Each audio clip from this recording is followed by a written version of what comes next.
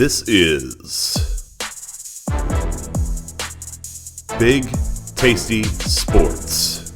We're back to talk some more DFS. Yanni, how are you feeling about this week in the NFL? Looking forward to it. I think there's some interesting matchups. You know, DFS is a little trickier this week, I think. I'll be curious to hear what your thoughts are. But, it's been a good start to the season. And I think the goal for me is to not get too high, not get too low. We talk about it a lot. So we'll see. Looking forward to it, though. Yeah. Same here. I was just saying before we jumped on, it's interesting how every DFS week shapes up differently. You know, you have one position you like one week and then a different one the next week and whatever. So it'll be fun to see where it takes us. So we're going to jump in and just go through tiers at each position again, talk about stacks and everything as we go. And then depending on how long that takes, we'll build out a lineup or two. Before we jump into that, two things. First of all, go follow at the Bet Crushers on X if you have not already done that, and go bookmark betcrushers.com. Yanni is putting out awesome content every week, and you can get it on X or you can just get it from the website. So make sure that you are locked in on those things. Also, please do like the video, subscribe if you haven't subscribed to the channel, and drop a comment and let us know your favorite DFS plays for the week if you're checking this out. And we'll see which of us hits it the most right on for week number 5. All right, we're going to start out with QB, as we always do, and $7,000 and up, that top tier. Who do you like? And I think one of the things we've started talking about, which I think is good, is like, who do you like, but also who would you actually play? Because it's one thing to like guys in a tier. It's another thing to say, I like them enough that I want to play them this week. Yeah. You know, there's only one guy in the upper tier that I really like this week. Let me rephrase that I would actually play this week, to your point. I think, Lamar Jackson's interesting. He could probably do some things for you. I think Anthony Richardson is becoming very interesting every week here. But for me, it's got to be Tua this week. It's got to be. I mean, they're coming off of a tough loss. They should have a get-right spot where they're going home to play a deflated New York Giants team whose defense is not great. I just think, too, and yes, I understand they've been running the ball, and there's that risk of could there be a lot of touchdowns vultured by the running game? Absolutely. Those guys are explosive. They're getting the ball in the end zone. But for me, it's Tua this week. I think I don't see how the Giants slow him down.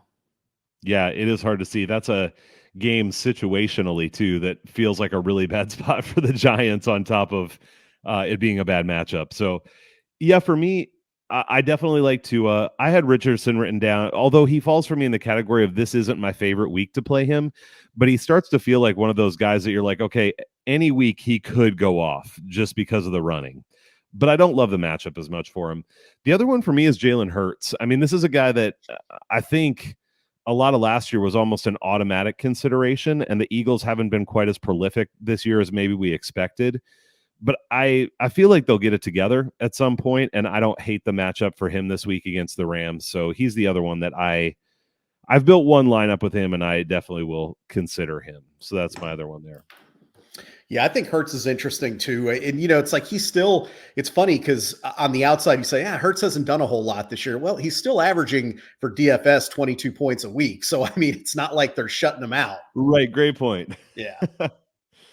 That is interesting as you look through. And now you had said early on, like, don't worry about the rankings and all that stuff because it's based on last year and everything. But now we're 4 weeks in. So, I mean, you still don't want to build lineups based on looking if it's green or red. But the points per game there is interesting. I actually hadn't paid too close of attention to that. But if you look at the $7,000 and up, it would go Richardson and Jackson are 23 points plus. And then Tua 22.9, Hurts 22.2. So, I mean, they're all kind of in that same range. Yep. So, all right, well, let's drop down to tier 2, see if you like anything here. So this is 5,500 to up to 69, I guess, right below where we just finished off. Yeah, we talked about him a couple weeks ago, or maybe even last week. I think CJ Stroud is becoming a guy just like Richardson that you really got to keep an eye on here. Has a decent matchup. I think, he should do okay in that matchup. But, as crazy as it sounds, I think you can consider Daniel Jones this week. And I understand he looked horrible. Their offensive line was ridiculous the other night.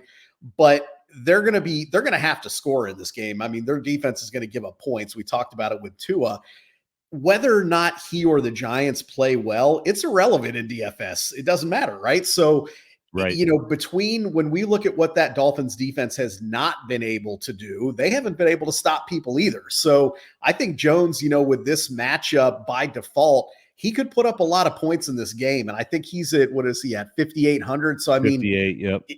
If you're willing to take a risk, and obviously if you go with Jones, I don't know that you necessarily stack anyone with him. I think you're basically using him as an outlier QB, and you're trying to put weapons around him, because I don't know on that team that there is anybody you would want to stack him with. You're kind of flipping a coin on who might catch there. And obviously we know he runs the ball as well. Yeah, I hear you on that. I actually do have one Giant that I am interested in as we get further on, but it's mostly because of the price, not because I think this Giant is so great. Yeah, I think the Daniel Jones thing, anytime you have a team that is going to score a ton, I think you want to consider something on the other side. And you're right, Daniel Jones has that running upside too, which is nice. So I don't mind that. I'm not going to play him. I got to at least just say Kirk Cousins, though, just because the problem is, in terms of the metrics, one of these days, Minnesota's going to have a game where they don't make the mistakes and they still put out the production they've been putting out. And when that happens, the Vikings are going to have a really big game. The problem is, unless you're playing 100 lineups and you're just going to throw one or two Vikings lineups every week to try to hit that, who knows when it's going to happen? So fair, yeah. I don't think you can count on it enough. I really thought it might be last week, and it was definitely not. And then... go ahead. Sorry. Yeah. I was just going to say, we talk about points per game. Cousins is leading the entire, slate there. So, I mean, again, and probably not the best matchup for him, but he's at home, and he's, again, he's kind of automatic. He's throwing yards up like crazy. Yep. It really has been the turnovers that have crushed him, not only because he's making the turnovers, but also because he's losing touchdowns from it. Right. So a lot of those turnovers have occurred in the red zone or close. And so there's a decent chance of getting a touchdown there, and then you're throwing an interception instead or fumbling instead. That's a huge swing in points. And to your point, he's doing that, and he's still leading quarterback scoring. So imagine if he actually converted the touchdowns. Right. It would be a huge game. So right. I might be talking myself into one Vikings lineup again. That's worth a shot. I have a little FOMO of missing the week when it happens. So. The other one that I thought about here is Jared Goff. Again, against Carolina, they're at home. The thing that might keep me off there is I actually wonder if they end up running the ball a lot, especially in the second half. But I think Goff will at least have a good half, probably. But yeah. I don't think I'll end up going there. So, any thoughts on Goff? Same what you said. Exact same. I mean, I have a feeling that this could be another 2-touchdown game for Montgomery. Gibbs gets in the action there. And that would be my concern. Is it's kind of the opposite of the Daniel Jones scenario. Goff could play well and not put up a lot of points, whereas Jones may not play well, but could put up a lot of points. So it's kind of, it's true. And I don't know how hard the Lions will go if they'll keep the pedal down. But I don't expect the Panthers to score more than 13 or 16 points anyway. So they're not going to need to score 30 in order to win this game. All right, well, let's drop down to the bottom tier then, under 5,500. Anybody you're playing down there? There's two guys that I haven't built all my lineups yet. But there's two guys that I would definitely consider. One is Ryan Tannehill, and it's kind of matchup based and price based. I mean, he's at $4,900, and he's playing a defense that isn't great at stopping the pass. So, whether or not that offensive line can hold up and whatnot, but I feel like this is more of a Tannehill spot than it is a Derrick Henry spot. So, at that price, I think you can consider him. And then, you actually mentioned it, so I don't want to steal your thunder, but you're good. Zach Wilson, I mean, it's crazy. It sounds crazy, but again, he's $4,900. I mean, there's backups that are $4,900 out there. So in essence, you're getting a quarterback. You can build a lot around him. And if there was ever a week to play Zach Wilson, this is it. He's coming off a confidence building, good performance, and he's playing a defense that has not stopped anyone. So I don't know. I think you could take a chance with a lineup there. I mean, whatever, even if Wilson doesn't put up a huge game, if he can put up a decent game, you've got enough money in your lineup that you could potentially have some other guys that are putting up big numbers for you. Yeah, I'm going to go a step further, and maybe I'll feel different as we go through and actually build out lineups.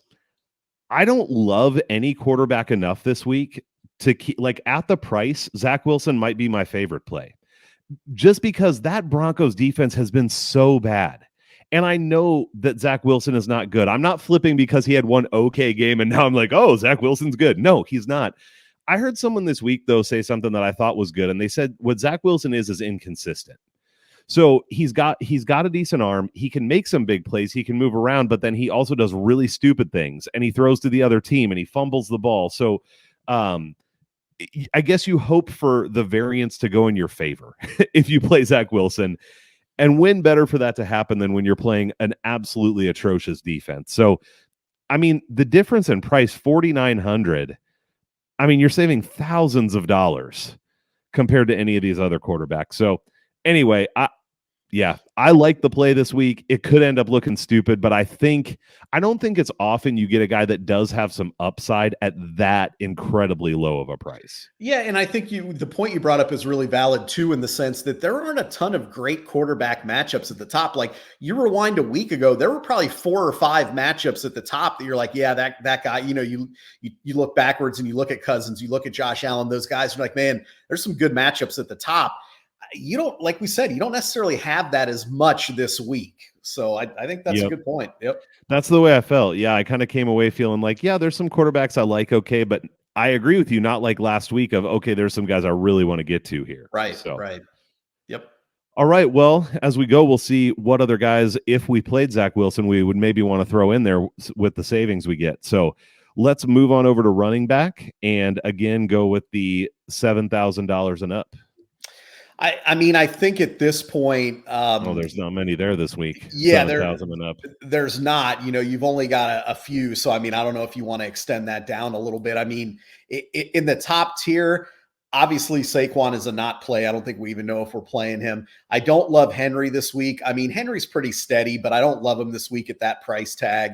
I'm not. I know he's put up a ton of points, but Kyron Williams there with the Rams, I don't think, first of all, it's a good matchup, and I don't know that I trust him yet. So I really think your two options kind of in the upper echelon there are Bijan Robinson, and you can roll with David Montgomery again, a little bit under 7,000 there, but just because there's only a few at the $7,000 I went down there. So I mean, I think those are kind of your two high-priced running back options if you want to go there. I think both of those guys should have pretty good games. I think we're waiting for the Bijan Robinson game where he ends up with 200 yards and 3 touchdowns, and it's coming at some point, and this could be, I mean, it's a pretty good matchup for him. So it could be this week. Again, save a little bit of money, go with David Montgomery. I think at this point, when you look at Montgomery and you look at, he's a goal line machine. They have a favorable matchup at home. It seems almost impossible that he doesn't punch 1 or 2 in the end zone here. Yep.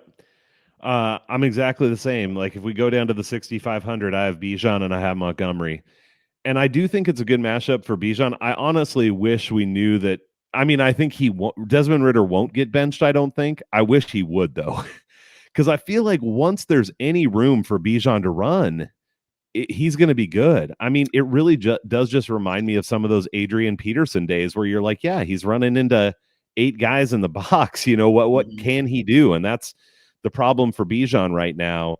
But I'm with you. He's going to have that game where he just explodes. And he's got the ability to bust a 50 or 60 yard run in one shot too. Sure. He doesn't have to do it over and over and over. Yeah, and for what it's worth, I think Ridder gets maybe 1 or 2 more games here. Honestly, I think they will pull the trigger unless he miraculously shows out great. But I mean, I don't think when you really peel the onion back on Ridder, it's not just poor stats. It's not just this. I mean, he looks bad. He just doesn't look like an NFL quarterback. I think it's just a matter of time. I think it's a week or 2, and then they give him the old hook there. Yep, I agree with you. Bijan, and then I do think Montgomery, I'm with you. And the thing with the Lions is, for them to not give Montgomery carries, I feel like they'd have to be up by 30 in the fourth quarter. I mean, they keep running that guy.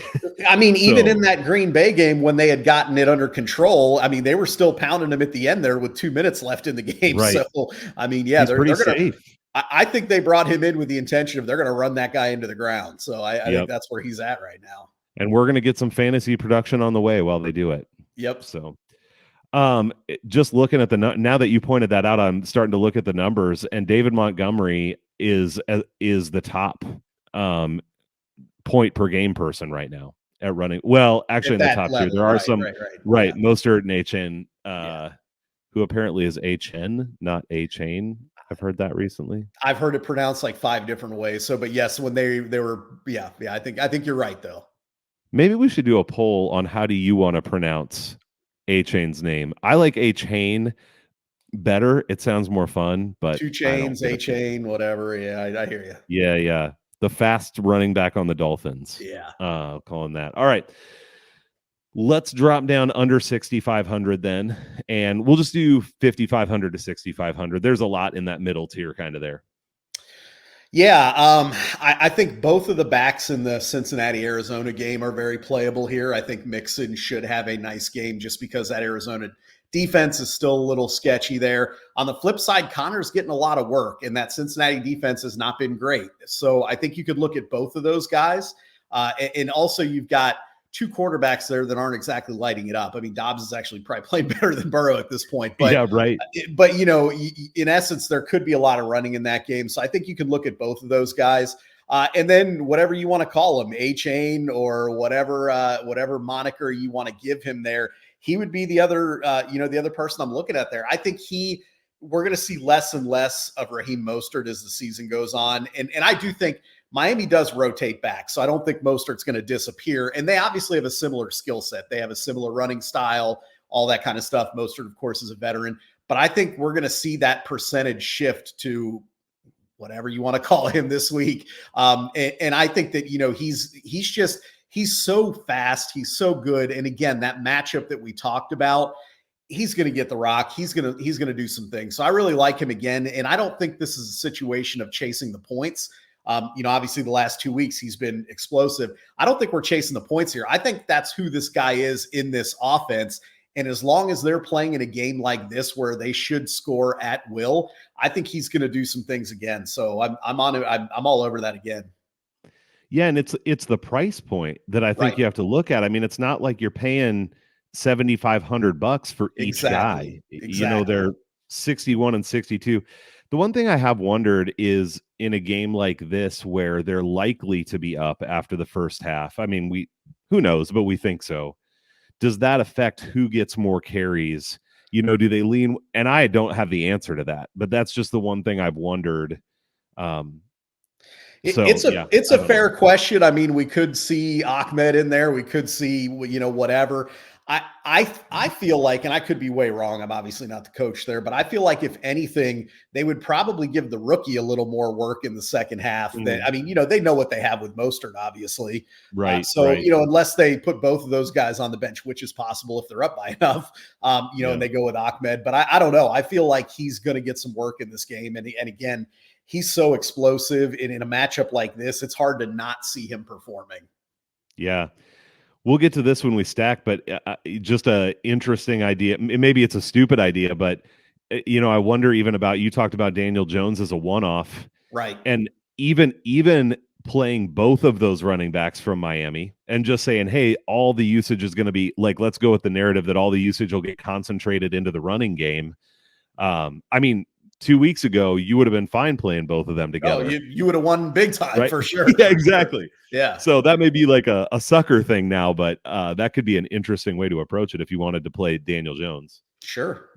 All right. Well, in this middle tier, I was the same as you with the Miami guys. Connor, for sure, I think is a good play. And Connor, I never thought I would say that I wanted to play James Conner, but the way he's been performing, what do you do? And he gets so much usage. So, Swift, I think you could consider. He's been kind of a workhorse now, and he's got that breakaway potential. And then the other one for me is Pacheco. The Chiefs are just so limited in terms of offensive weapons. Right. And I even saw Travis Kelce hasn't performed up to the level that he was last season so far this year. That doesn't mean he's not great. He obviously is, but he's also really expensive. So I think if you want to get into that Minnesota game at all, I think Pacheco's not a bad piece to consider using there. For sure. So, All right, let's drop down to the bottom here, so 5,400 and under. And I know one guy you've got here could lead Well, off yeah, the league. yeah. I mean, spoiler alert, I'm building my lineups around this guy. So even let's just say it, if you're going to play Zach Wilson, you're essentially stacking his running back as well, and that's Brees Hall. His production's not there. We talked about points per game. He's at 8.3, so obviously he's not getting it done yet. But I don't think it's because of lack of ability. I don't think it's because his injury is bothering him. He hasn't had the opportunities, and they've had some tough matchups from a defensive standpoint. I think this is the type of game where they're really going to try to lean on him. And I think there's very little evidence that the Broncos are going to be able to slow him down. He actually, I think, if you go back a year ago, but when he tore his ACL, he was on fire in that game against Denver, and they were a better defense a year ago, and he was shredding them. So, I think he's obviously a huge potential play there. And this is one where we said, don't look too closely at the rankings. When you're talking about the Broncos and you see 32nd, you can believe that's right. legit. So I think, that matchup's obviously great there. And then I think, there's a couple other guys that you can absolutely consider as well. I think Breida is an option in Miami. Just again, I think Miami's defense is not great. I don't love Breida because, he's kind of a home run type guy. And if he doesn't hit that home run, I don't know how much, but I think he's considerable. But the guy that I think you can really look at here is Gus Edwards. For whatever reason, and I'm not a Gus Edwards guy. John Harbaugh seems to love him for whatever reason. They love this guy. I don't know why. Anyways, I think he's going to get some work. I think that Pittsburgh game, we know those games, even though maybe both defenses are a little bit down. That's a smash mouth type game where I think Edwards is going to get a lot of work. They're get in the red zone. They're going to feed him the ball type thing. So I think Edwards at that price point is absolutely potentially on the table as well if you need to round out a roster. Yeah, I don't love this bottom tier, except for I'm with you on Brees Hall. I said, as soon as I saw your article, I was like, yes, love it. That's a great play. Not that you need me to tell you that, but I definitely agree. And I actually heard that he apparently had a snap count limit on him, and they said that that's removed now. I just saw that today or yesterday.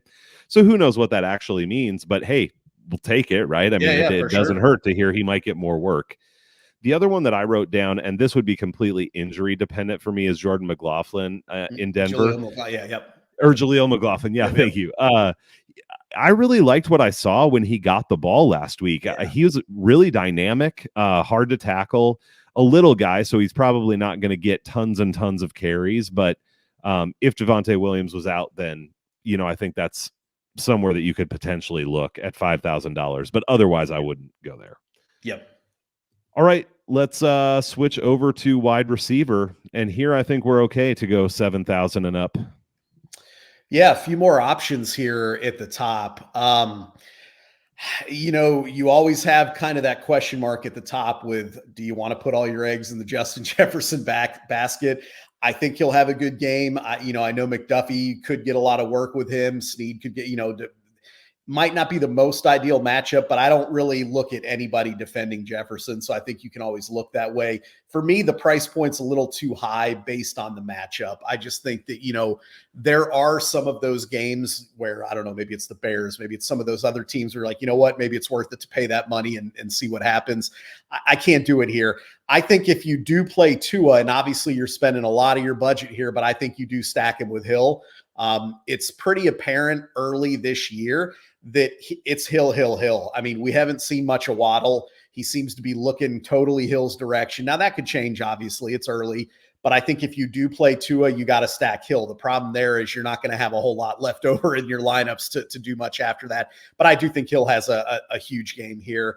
And then, this one's a little dicey, but Puka Nacua, we know Cooper Kupp could come back. I think it looks, I don't know. The last I saw, it seemed kind of 50-50-ish. Maybe leaning more towards Kupp coming back. So, but I would imagine, to your point, I don't think they would just throw Kupp out there and, 100% snap count and say, play this game. I think if anything, they would get both of these guys on the field. Of course, Kupp would steal some of those targets from Puka, no doubt. But, when you look at the production that Puka's had, you look at that matchup where they're likely to be trailing, and I don't think they're going to run the ball well. So, I think Stafford's going to have to sling it a little bit there. I think Puka's the type of guy that could have another big game here. So, at the top, those are kind of the directions I'd look. Yeah, there's 3 guys that have over 25 points per game, DFS points per game, and it's Justin Jefferson, Tyreek Hill, and Puka. Right. And Puka is 7,700 compared to 9,094. So right. I think at this point you got to look there. My concern in that game, and this is probably a little too narrative based, but I'm concerned about Matt Stafford making it through that game.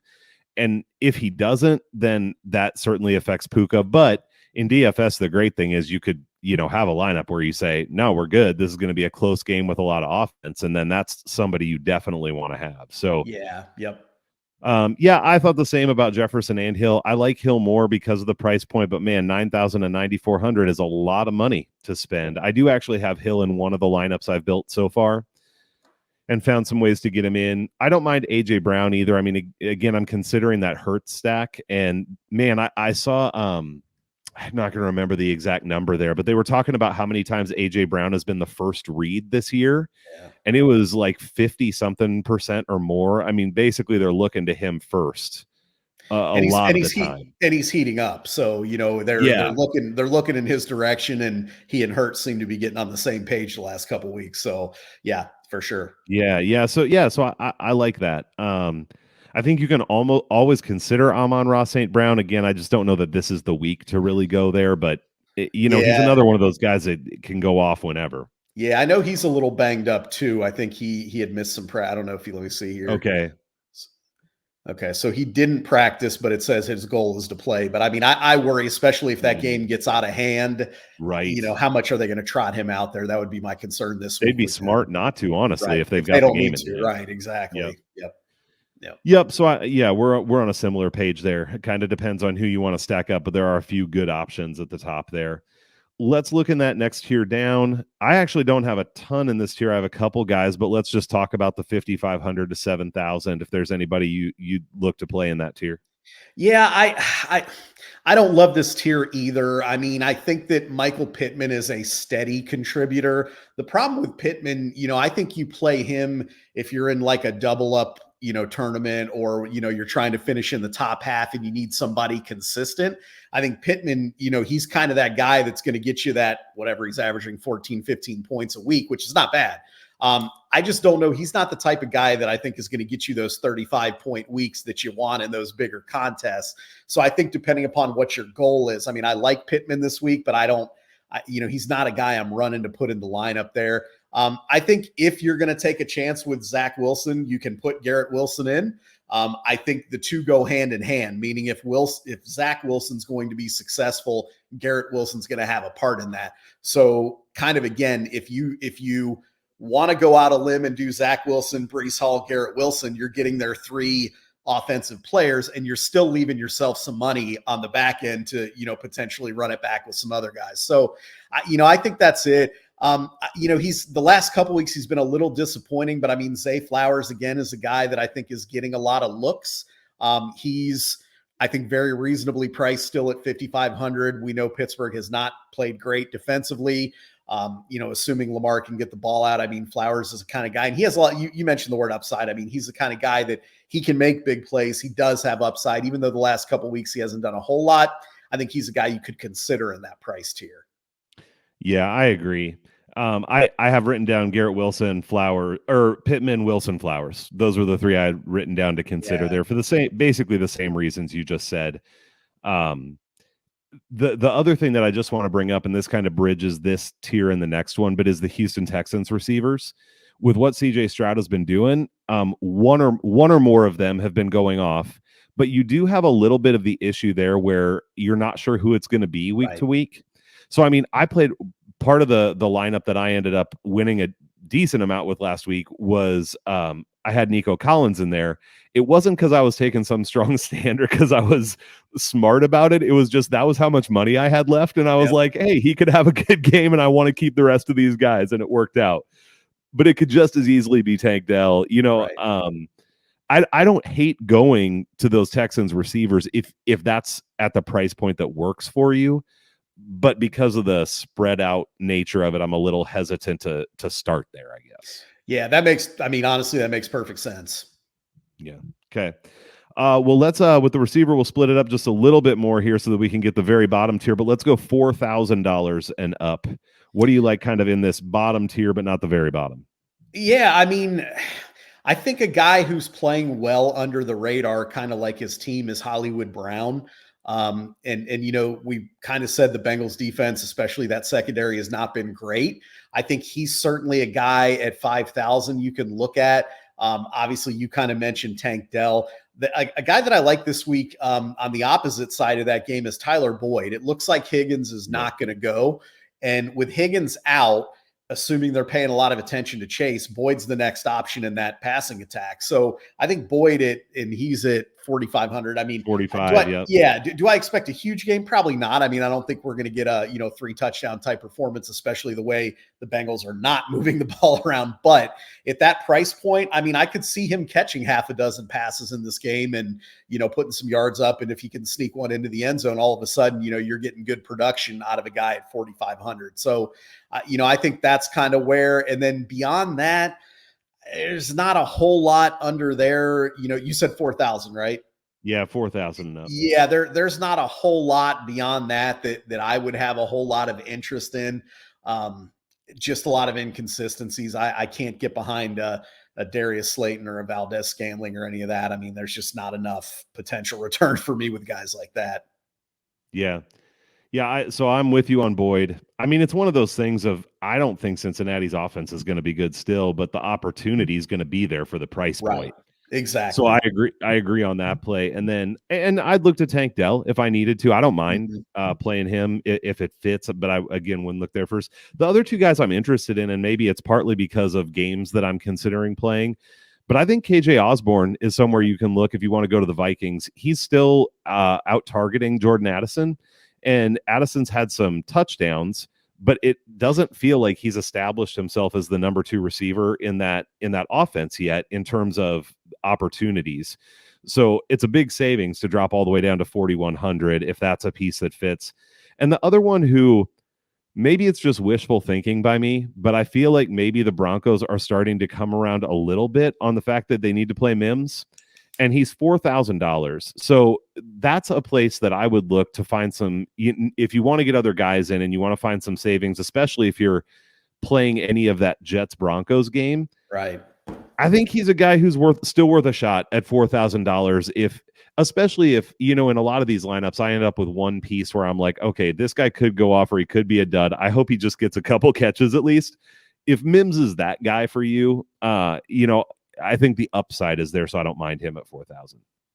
Yeah, Mims has probably the most upside of anyone in that little bracket there. I don't know if this week per se could happen unless, which is possible, that this becomes more of a shootout game, which that's not impossible. I know we know the Jets defense is good, but I think we could see probably more points in this game than maybe some people think. We'll see. But yeah, no, I hear you. And Mims obviously has that home run ability. Yep. All right, if you had to dumpster dive and go under $4,000, and obviously none of these guys are like, oh, I got to get this guy. Yeah, but, yeah. If you needed the savings or whatever, anywhere you'd look here. Yeah, I think the only people you can consider Lazard in that game for the same reason that we talked about Wilson Hall. You can consider him. Rashid Shaheed, I think you can always consider because he's got that home run ability. And in that matchup where Belichick is going to be trying to take away Olave and Alvin Kamara, that's going to leave some opportunities for some other guys. So, you could see a guy like Shaheed do something there. And then I think the other one that's a little bit interesting is Michael Wilson on the Cardinals. Yeah. And, he was a hot waiver wire ad. So, I think you kind of look at that and say, maybe he's a guy. I'm not going to go there, but I think you can consider him. I need to see more. I think he's too high risk for me at this point. And then I think we've talked about it maybe the last couple of weeks, but Rice from Kansas City, he's kind of a guy that is getting some looks, and he's at 3,600. And for whatever reason, Nick Westbrook-Akina, he just keeps showing up. He's still at that $3,500 price point. And not that he's blowing it up, but I mean, he's averaging almost 10 points. And you kind of look at, the guys that are $1,000 or even $1,500 higher than him, and they're in that same range. And he's got a favorable matchup this week. So I think, to your point, if you're filling out a roster and you get to a point where it's like, man, I really don't want to get rid of any of these guys, but I need to slip somebody in, I think Westbrook-Ikhine is definitely a guy you could do that with. Yeah, I agree. I actually, this range, like I said, there's nobody here I'm thinking, I got to get them. But I actually think there are some reasonably viable options for the low price point. You mentioned a lot of them already. I have Lazard written down for the same reason. I think Josh Downs, Anthony Richardson seems to like him. And that secondary for Tennessee isn't good. So if, they're going to do well on offense, they're probably going to be passing it some. So I don't hate that at 3,800. Michael Wilson was someone I had written down. Here's the other two for me. I would consider Jalen Hyatt, 3,600. He's gotten a little bit more involved recently. We talked about how that game might be high scoring. But the big one for me is Wan'Dale Robinson if he plays at $3,000. I mean, you watch Monday night, they wanted to get Wan'Dale Robinson the ball. They were making a point to get it to him. He was probably the one bright spot in that game for the Giants. Yeah. I mean, early in the game when they got him the ball, he was making plays. Yeah. This is a guy for me, Yanni, where, I mean, I'm not going to make a point to get him in, but at $3,000, I just think it's a little crazy given the role that he has if he's even reasonably healthy. So I like that one a lot. I hear you. And to be honest, I didn't even catch that he was in that right there. I mean, that's a great catch. It's crazy, right? Yeah, for sure. The way I found him is I was thinking about stacking the Dolphins-Giants game, and I was like, I might want to get Wan'Dale Robinson in. So I searched for him, and I was like, yeah, he's $3,000. I'm looking at it right now. Yeah, that's pretty crazy. But yeah, I mean, kind of like we said, if you need to round a lineup out and you don't want to, I mean, that's a nice catch. That's a good good catch there. I will say too, like we'll get there probably, but that's part of how I get to Tua, Hill, and one of the running backs. Gotcha. Is I bring it back with Wan'Dale at 3,000. That's a lot of savings, or even Wan'Dale and Hyatt, which is a gamble, but both super cheap. So yeah, for sure. All right, well let's jump over. We've got some good options there, and we'll get into building a couple lineups here, but we'll just take tight end as a whole again, as we often do. Where do you want to go at tight end this week? Yeah, there's not a whole lot that I like here. I can tell you who. Basically, there's three guys that I'm looking at here. If you want to spend the money, I think Hawkinson. This is a good game for him. He did not have a big game last week, and I expect that to change. I think he's too good, and they put enough focus offensively that he will bounce back, I think, and have a big game. The Chiefs, I think, and again, not that we're going to pay too much attention to that ranking, but 24th against tight ends. So, I mean, not great, at least early in the season. So, I mean, I think he's if you want to spend the money, he's the guy to me this week. Going down below, I think the next level is probably Higbee. He's kind of that guy that we talked about, just like with Michael Pittman. Probably not going to have that huge game, but he's pretty steady. I mean, he gets you those 5 catches every week, and he gets you the 50 yards or whatever it is. And he kind of puts that production up. So I think, again, he's a guy you could look at. But the guy I really like this week is Ertz.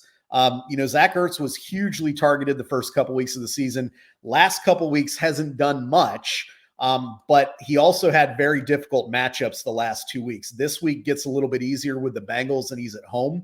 So I think Ertz, when you look at that price point at 3,500, that's kind of where I've got my eye on, because I think that's cheap enough that you don't have to sacrifice the rest of your lineup, but he has enough to give you that you don't have to worry about getting kind of goose egged with him like you might with some of the cheaper tight ends. So I think those are kind of your tiers with tight end. If you want to spend the money, you go Hawkinson. You could go with Higbee in the middle, but I'm personally going to go with Ertz, I think.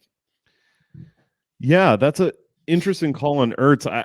I get the problem is I haven't really watched the Cardinals games. I mean, I don't have them, so I haven't watched them. Yeah. But mentally I was sort of thinking, they're just phasing Ertz out, like he's old and they tried to get to him. But if it's been bad matchups, if it goes back to the first couple games, he had a ton of opportunity. So I think that's an interesting call at 3,500 to consider.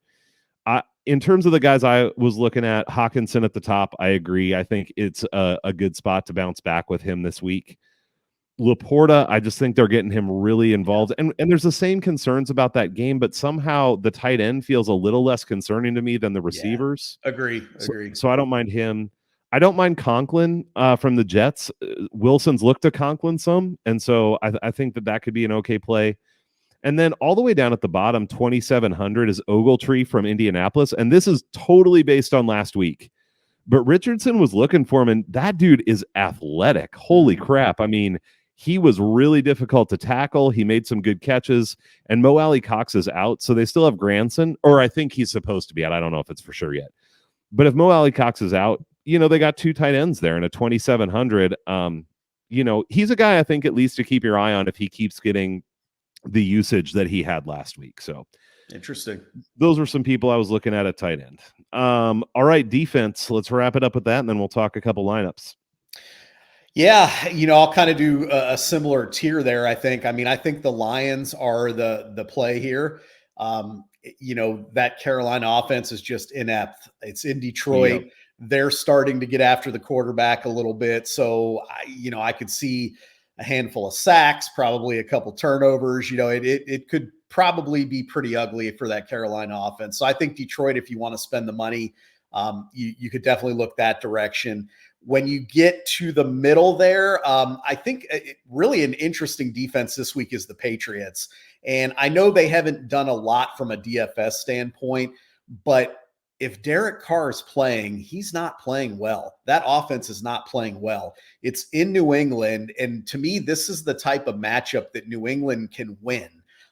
They obviously got embarrassed a week ago. I don't think that's going to happen again. I think this is a good bounce back spot for New England at 3,100. And the other one right in that tier too, I'm sorry, I'm going to give you a couple. I lied. No, you're good. That's great. I think the Colts against that Titans offense, not necessarily that they're going to shut them down, because I think I mentioned, I think Tannehill's even a potential option this week, but they give up sacks like crazy. They cannot protect the quarterback. So even though that Colts defense is I would say average, I think in this matchup at home, they're going to get after Tannehill. They're going to get 4 sacks, 5 sacks in that game, maybe some turnovers, that kind of thing. So I think those are the spots you can look in the middle there.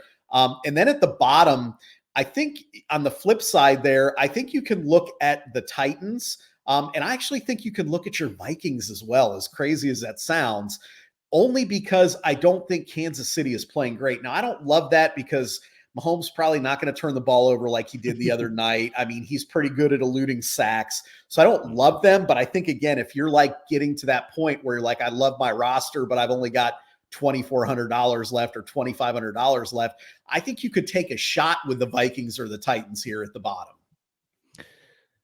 Yeah, I have 4, and 2 of them are the same and 2 of them are different. Though with defense this week, I don't feel super strongly in general, but I don't mind Philadelphia at the top, 3,900. I think if they get that pass rush going, I think it could be a long day for Stafford. Yeah, for sure. So I don't mind that. Detroit for sure, 100% with you on that at 38. Then Arizona for me at 2,800. Cincinnati's been bad, and I just think it could continue. And then I have Minnesota at 2,500, mostly because of the bottom few. They were the one that I think has the most upside, I suppose. Yeah. So, all right. Well, we made it through all the positions. Let's take a minute here and build out a lineup or two.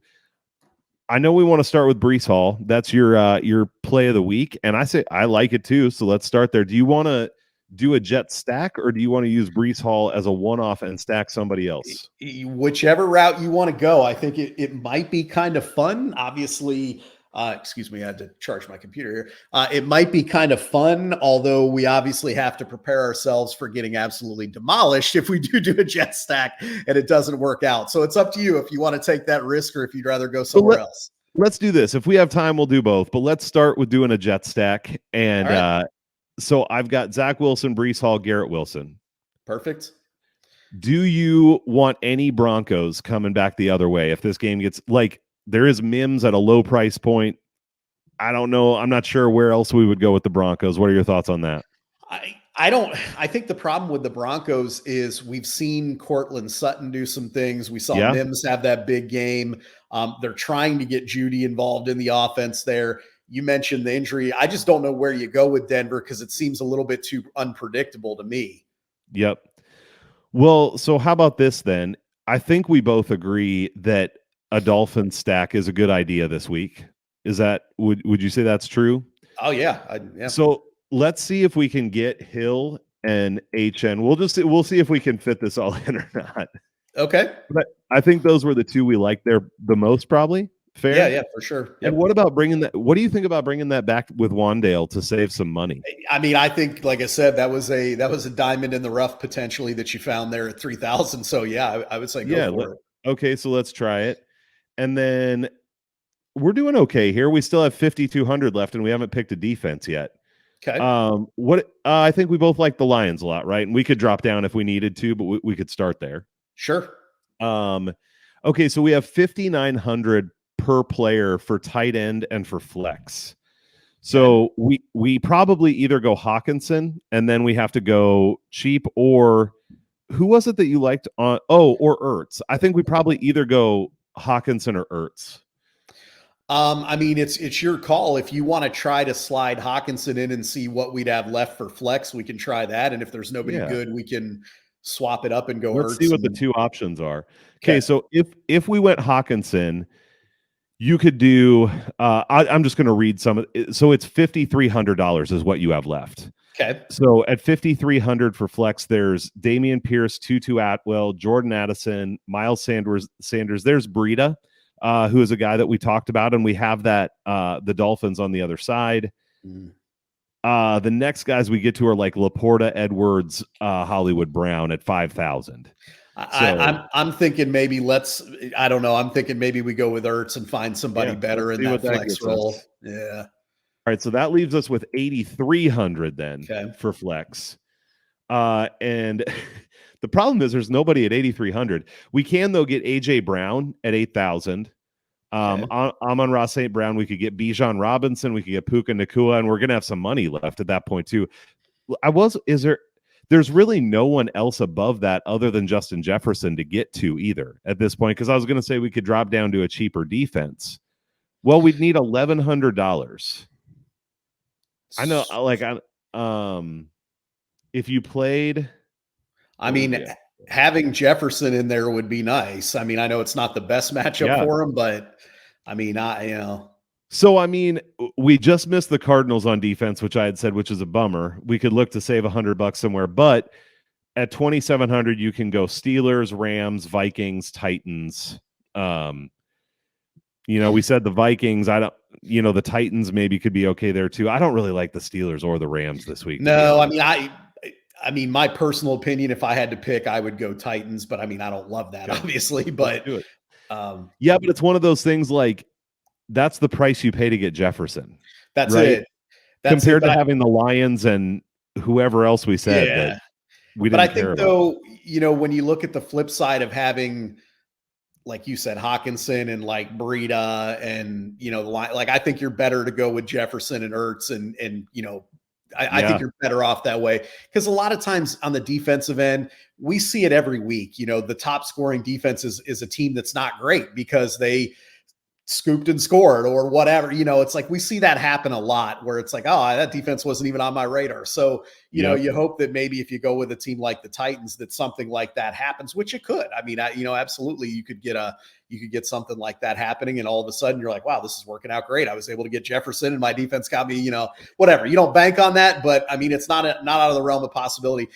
The way I guess that I look at that with the defense is, do you strongly feel, obviously, if you had your choice, you would take the Lions. I mean, I have no question. But do you feel like the difference between what the Lions are going to do versus what the Titans are going to do is that huge defensively? It could be, maybe, or it could be the same thing. I mean, you don't know. Right. Or do you feel more strongly the difference between what Justin Jefferson and what Breida will do? That's exactly it. That's exactly it. Like, give me the more sure thing, and the sure thing is Jefferson versus a defense. I mean, that's why, rarely do I play a high price defense, because it's totally. It's just, it's such a crapshoot with the defenses. I'd rather do the surer thing, which is a guy like Justin Jefferson or whatever. And I mean, if you have, that would give us basically Jefferson and Hill, correct? Yes, it gives us Jefferson and Hill. I mean, in essence, for this week, you probably have the two best fantasy options in your lineup on the same team. So, again, Right. you're rolling the dice because it's all going to come down to if the Jets can do anything. But if the Jets do something and you've got Hill and Jefferson, all of a sudden your team's looking really good. Well, and I feel like to some extent in DFS, that's the game you play is I need a thing to go right. Exactly. Right. And like Need the Jets that thing I need the Jets to have a good game against a terrible defense. Right. That is not a sure thing by any Right. means. But I think it is a reasonable thing this For week. sure. It could happen. It's not crazy impossible. to think that. Right. Not impossible. I like to, you kind of put it this way, but it gets easy when you say, would you rather have Hawkinson and who did we get to before we had Jefferson in there? I think you'd said Breida or like that or Ertz and Jefferson. It's like, well, right. duh. Right. Not even close. I mean, that's yeah. Yep. So, I mean, you could play with this lineup a little because you have $300 left, but I'll just read this back. I feel like I like this lineup. So it's Zach Wilson, Breece Hall, and HN at running back. Well, and just to say the stack, so you have Wilson, Hall, and then Garrett Wilson at receiver. You have no Broncos coming back, but you have this sort of like mini stack in the Miami game where you have HN, Hill, and then Wan'Dale Robinson coming back the other way. And then you have Ertz and Jefferson are kind of one-offs in the Titans. Like that's a decent amount of correlation in that lineup too, which I really like. So yeah, I agree. Real quick, pick one. I'm going to leave Hall in there, but who's the other team that you would like to stack up this week? I haven't starting with a quarterback, maybe. Yeah. I mean, I think obviously I had mentioned the Dolphins. I mean, but that becomes tough. And I know we kind of did a mini stack there, but when I look at my lineups this week, I mean, it's probably going to be some Tua and Hill. And I know, like I said, I'm going to have to find some of those Wan'Dale Robinsons to try to make some plays for me. But so I just want to real quick, and I know that this will be similar in some ways, but there is some difference here. Obviously, with switching out and not going with Zach Wilson, but I just want to show like this is doable, and I think it's doable in a way that could still end you up with a pretty good lineup. So if you go Tua, HN, and Hill, which is I think a good start on that Miami, and then you keep Wan'Dale Robinson as a comeback. I mean that at 3,000 is what's buying us some room, right? Sure. Yep. But if you go there, and then I put the Titans D back in for now, we could switch that out. I left in Breece Hall. Because at 5,400, I think that's just a really solid play again. So we have wide receiver, tight end, flex, and we still have 5,600 per position. That's pretty doable. Yeah. I'm trying to think if there's anyone there that anyone else we really like. Oh, maybe. What if at flex we go with Montgomery? I mean, he should be a pretty consistent performer this week, I would think. Yeah, I would think so too. And then if we went back to Ertz, and we could switch up the tight end here too, but I just want to see where this gets us. So that leaves you with 6,900 for your last receiver. You can get Olave, you can get Pittman, who we talked about, who's a solid play. Mm-hmm. You could get Garrett Wilson if you think that there's some upside there potentially. I want to see real quick if I went to Hawkinson at tight end, what we could get at wide receiver there, because so it's 3,900. So you got to go to Lazard or Rashid Shaheed or Downs or Wilson. I mean, those are those options where like these guys are kind of okay if you need one, right? Yeah. I mean, either way, I think again, to your point, you're kind of saying I need something to happen here, whether it's a Rashid Shaheed or, whatever. I mean, I do think Hawkinson will probably be tight end one at the end of this week as far as points. So, I mean, I think you have barring something crazy happening, or, Kelsey kind of figuring it out. I think that, Hawkinson gives you an advantage over probably everybody else playing tight ends most likely. Yeah, totally. I was trying to see if there was anyone right above. I mean, so this just gets into upside. But if you wanted to go, I mean, you'd have to really dumpster dive on defense. Yeah. Because you could get to Mims, but then you got to play like Carolina's defense. Yeah, that's not a great spot for them. Yeah. So, Yeah. Well, we didn't get this. That lineup I feel like is close. I think the other thing you could do there is you could say, hey, if I want to come off of Montgomery, who's 6,600, save a little bit of money there. Let's see what's a little bit lower than him. You could drop down to a guy like Connor or, Mixon or or Swift even is there. Swift, yeah. Or Connor. Yeah, we did like Connor, and we don't have Ertz in this lineup now. Yeah, there you go. I mean, or so even that if, makes sense. I mean, even and then if actually we can get to the Patriots defense, which you talked about, just as a change up. Yeah. So that leaves us with Tua, HN and Hill, then Breece Hall at the other running back, Wan'Dale Robinson coming back on the other side, Marvin Mims Jr., which is you're taking a shot, but then you have Hawkinson and Connor, which I think are both solid plays, and then the Patriots defense. I mean, pretty solid lineup. You're right. I mean, I think you're in good shape there. You're going to need something from Robinson, obviously there. But again, that's why this is both fun and challenging. You got to figure that out. So but that's part of the deal. So I think you go with that. And, like you said, you hope that the Giants keep trying to get Robinson involved and maybe they're trailing by 3 touchdowns in the first half and he starts catching some balls and whatever. So, Yep. I think I'm probably going to have to play that first lineup we worked on, though, too. I like the first one. I do like the first one. Yeah, I like it better.